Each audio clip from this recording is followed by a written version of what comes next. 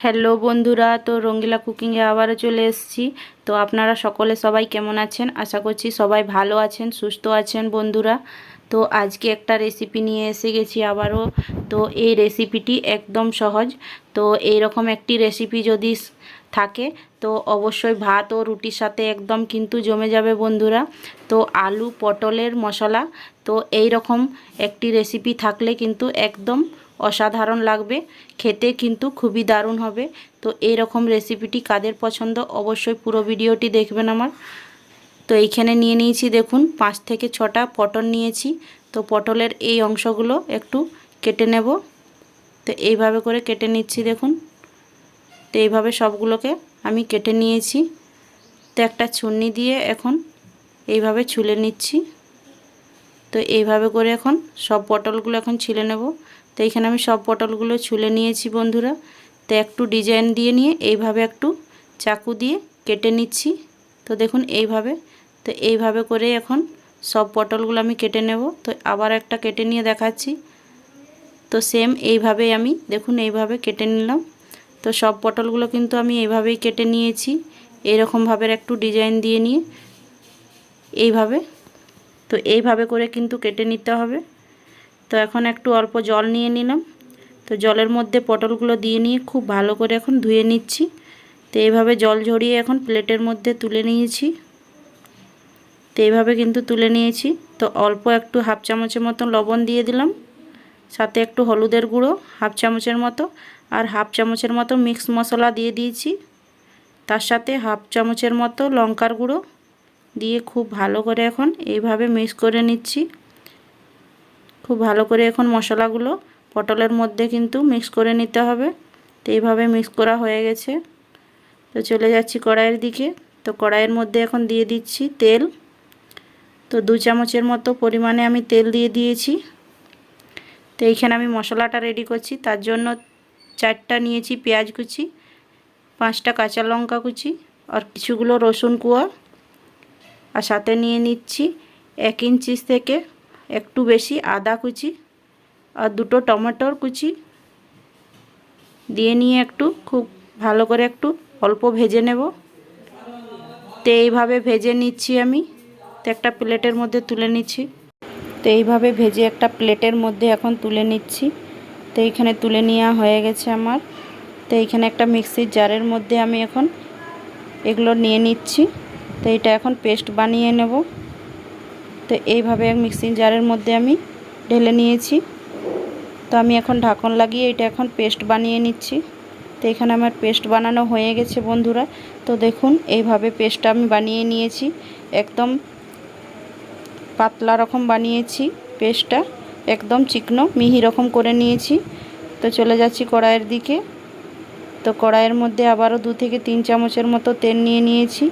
তো মশলা মাখিয়ে রাখা পটলগুলো এর মধ্যে এখন দিয়ে দিচ্ছি।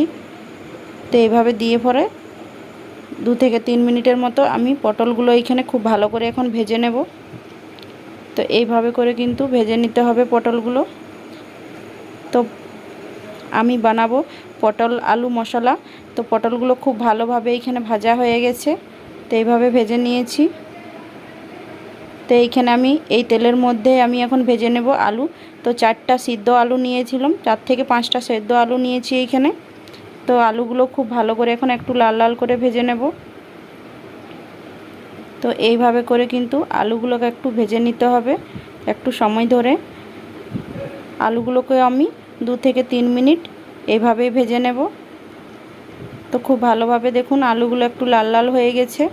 তো এইভাবে লাল লাল করে আমি উল্টে পাল্টে একটু ভালো করে ভেজে নিচ্ছি।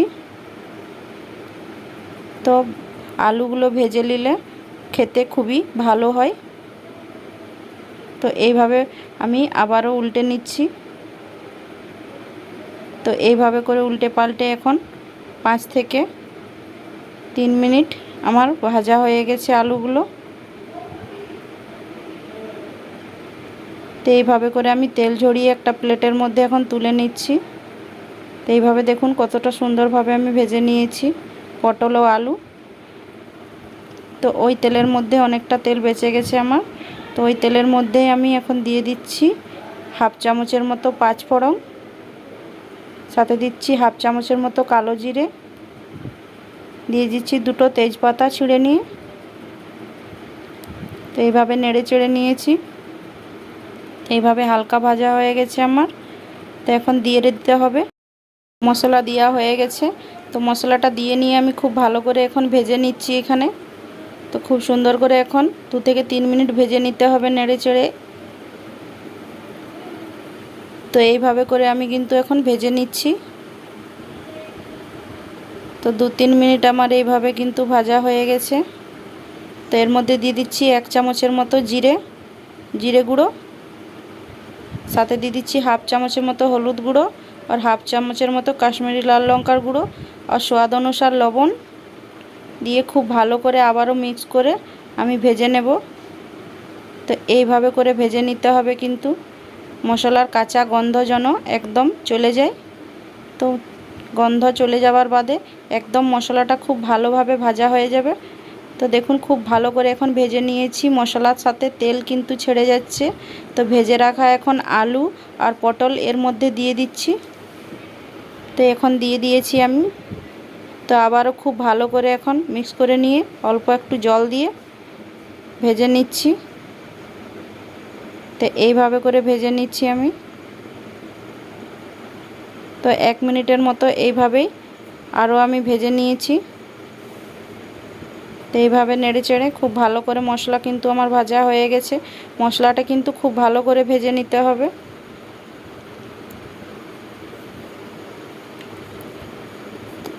তো আবারও আমি নেড়ে নিচ্ছি।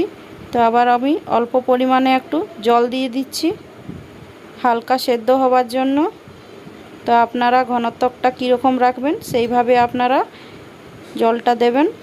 তো আমি 1.5 কাপের মতো জল দিয়েছি। তো একটা ঢাকন দিয়ে এখন ঢাকা দিয়ে দিচ্ছি 2 থেকে 3 মিনিটের মতো।